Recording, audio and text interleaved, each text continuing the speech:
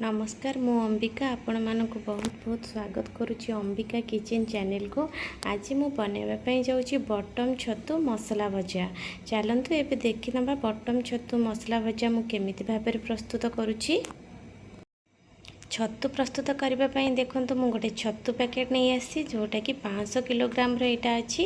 आ button छतु एमती packet ही मिले, loose मिलेनी। मुझे गोटे एमती पैकेट आनी देखो मुझे पैकेटा को कैंची साहाय्य काटी दौची। एबे मुझे धोई नौची आ धोई भल भाव में धोई नेबी। देखो या टे कला कला केमती लगी बटम छतुरे एमती टे लगी थाए।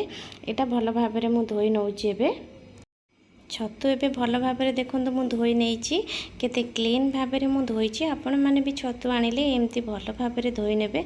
एबे तो छतु धोई हो गलानी मुझे एबे गोटे जगह को काढ़ी नौची पानी रू।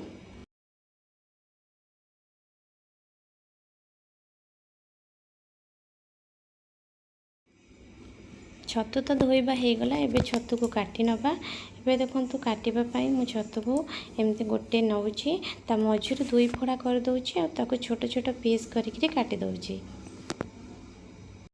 एबे मु सबुतिक छतु को एमती देखंतु लंबा लंबा करी काटी नेबी।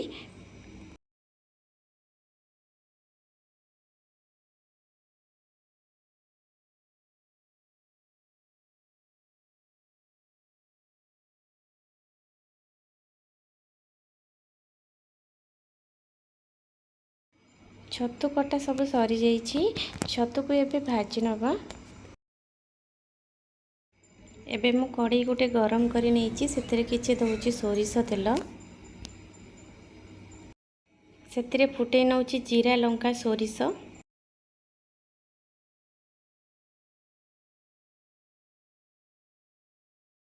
जीरा लंका सोरिष भल भाव में फुटी गला परे एबे सेतिरे मु पकै नउछि पियाज। पियाज भाजी गलानी एबे सेतिरे मु पकै नउछि छतु।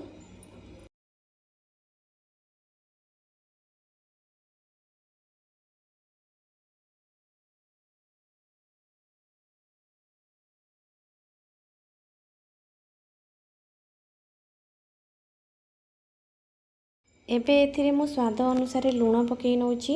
गोटे चामच हळदी गुंड, गोटे चामच चिकेन मसला, गोटे चामच लंका गुंड, गोटे चामच जीरा गुंड और गोटे चामच धनिया पाउडर पकईकी भल भाव में मु ताकु देखंतु मिसई नउछि। छतुरु एबे हमर पानी बाहरी गलानी। छतुरे आपण केबे भी पानी देबेनी आ ताकु घोड़ेबेनी। घोड़े देले कोन हबो ना सी बहुत सिझी जीवो आ एमती खेरई खेरई ताकु भाजिबे।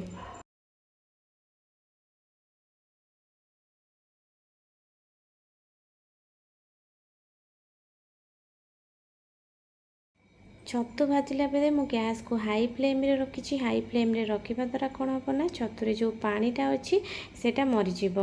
एबे आमर देखो छतुरे पानी आमर सब मरीगलानी जहाँद्वारा मु गैस को मीडियम फ्लेम रे रखी। मीडियम फ्लेम रे रखिले आमर जो छतुरे मसला पड़ी सेटा लागबनी। आपन जदि एबे हाई फ्लेम रे रखिबे जहाँ सब मसला पड़ी से सब लागिज और पोड़ीज।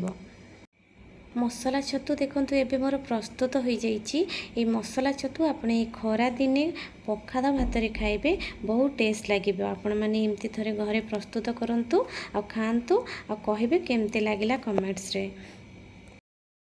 आपण मानकु जति मो रेसिपीटी भल लागिथिबो ताले निश्चित भाव में मो चैनल को सब्सक्राइब और लाइक और कमेंट मध्य करिवे।